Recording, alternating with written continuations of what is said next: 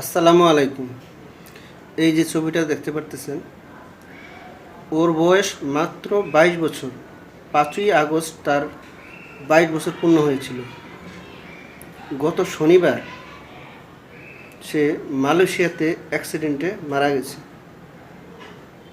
ছেলেটা অনেক ভালো ছিল, সম্পর্কে সে আমার শালা ছিল। ছেলেটা ছিল মা বাবার একমাত্র পুত্র সন্তান, 2 বোন। এখন ছেলেটার তাহলে মা বাবার কী অবস্থা, একমাত্র পুত্র সন্তান হারিয়েছে। মানে আমি শনিবারের পর থেকে আমি একটা রাতও ঠিকমতো ঘুমাতে পারিনি। ওর জন্য এতটা খারাপ লেগেছে।